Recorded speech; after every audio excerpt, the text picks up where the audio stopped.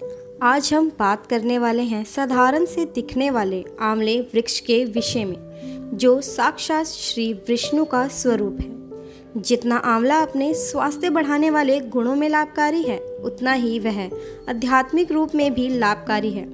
कहा जाता है, जहाँ आंवले का वृक्ष होता है, वहाँ तीर्थों सहित लक्ष्मी नारायण उस घर में वास करते हैं। स्कंद पुराण में इसकी बहुत महिमा गाई गई है, जो अपने आप में श्रेष्ठ है। वह वृक्ष खुद तो पावनकारी है, साथ ही साथ इसका महत्व भी बहुत पुण्य देने वाला है। आंवला नवमी को अक्षय नवमी भी बोला जाता है, जिसका अर्थ है कभी भी क्षय न होने वाला पुण्यतिथि। यह दिन खुद ब खुद बहुत पुण्य देने वाला है। तो हम इस विषय में विस्तार से जानते हैं इसकी पौराणिक कथा, महत्व और पूजा विधि। अब हम बात करने जा रहे हैं आंवला वृक्ष की उत्पत्ति की कथाओं के बारे में। लोक कथाओं के मुताबिक ऐसा सुनने में आया है कि एक समय देवी पार्वती के श्राप के कारण श्री हरि विष्णु को आंवला वृक्ष होना पड़ा। स्कंद पुराण की कथा के मुताबिक सब देवता ब्रह्मा जी को प्रधान बनाकर सृष्टि के प्रारंभ के समय भगवान विष्णु का ध्यान और स्तुति करने लगे। तभी उस वक्त ब्रह्मा जी की आंखों से आंसू झलक पड़े और वह 2 अश्रु पृथ्वी पर गिर पड़े, जिससे महान आंवले का वृक्ष की उत्पत्ति हुई। अश्रुओं से उत्पन्न वह वृक्ष आदिरोही नाम से विख्यात हुआ।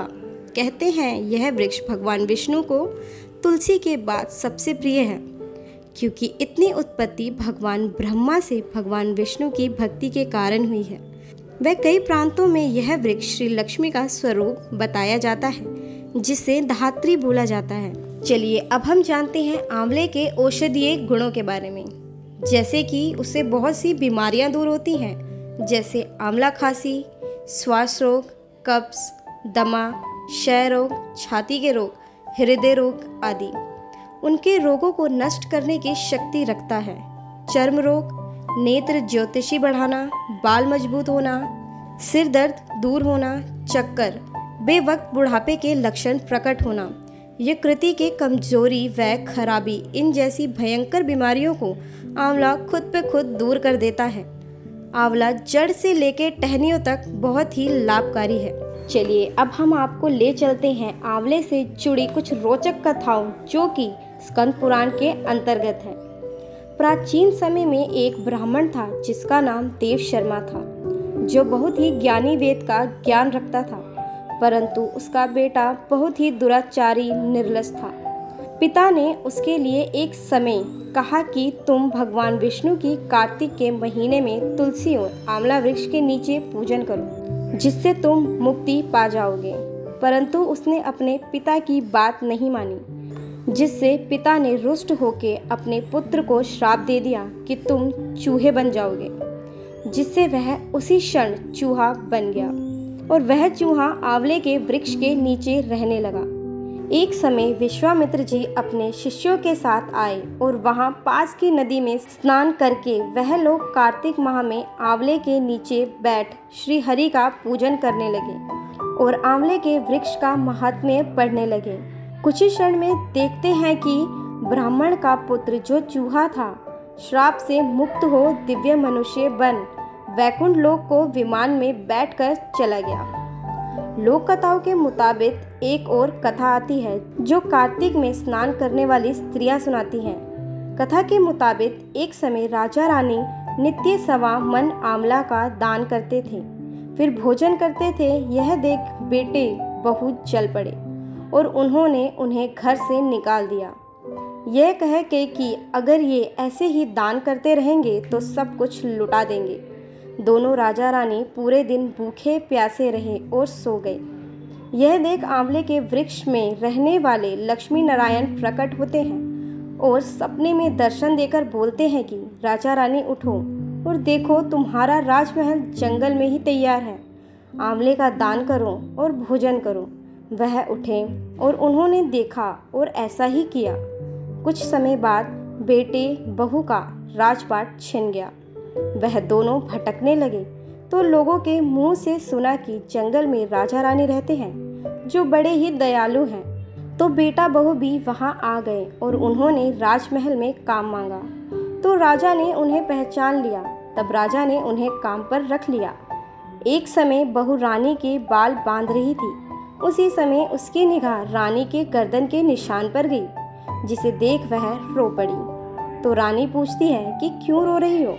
तो बहू बोलती है कि आपकी गर्दन पर जैसा निशान है वैसा ही मेरी सास के भी था। तो मुझे अपनी गलती का एहसास हो रहा है कि मैंने उनके साथ जो भी किया वो गलत किया। उसके बाद सास सब सच सच बोलती है कि हमें जो भी दिया है वह सब श्री आंवला देव जी ने दिया है। तुम भी आंवला की पूजा करो।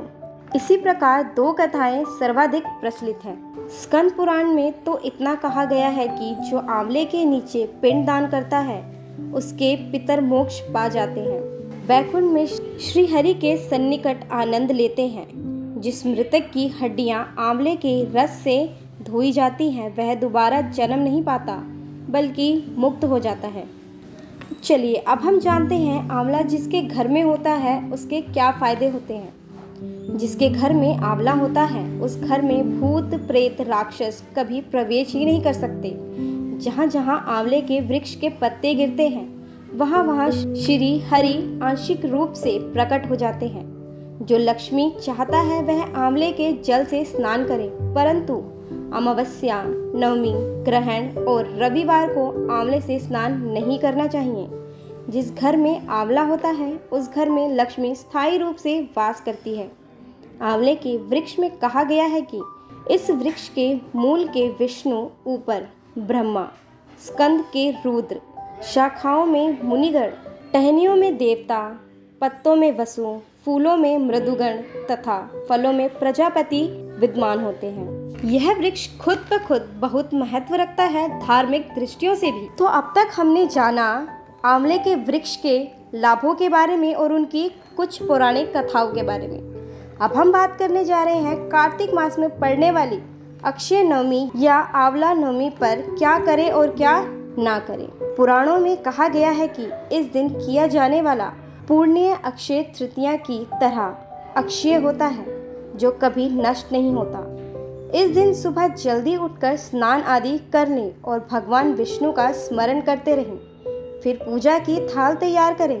थाल में जल का लोटा, पुष्प, पान, कच्चा सूत, रोली, चंदन, मिठाई, फूल, माला, धूप, दीप, आंवला, फल और दक्षिणा ले लीजिए। आंवला वृक्ष के समीप जाकर आसन बैठा लीजिए। फिर दीप प्रज्वलित कर आंवले वृक्ष की प्रणाम के उन्हें जल चढ़ाएं। फिर उनको कच्चा सूत लपेटें, पुष्प और पुष्प माला चढ़ाएं, रोली चंदन चढ़ाएं, पान, आंवला अवश्य चढ़ाएं और दक्षिणा चढ़ाएं। धूप दिखाएं और अक्षत के स्थान पर तिल चढ़ाएं, क्योंकि उन्हें अक्षत वर्जित है। वह आंवले का दान करें। आंवला नवमी के दिन दान पुण्य अवश्य करें। इस वर्ष आंवला नवमी 23 नवंबर को है, तो आप सभी इस पुण्यतम तिथि का पूर्ण लाभ उठाएं। भगवान श्री लक्ष्मी नारायण का साक्षात स्वरूप है आंवला वृक्ष।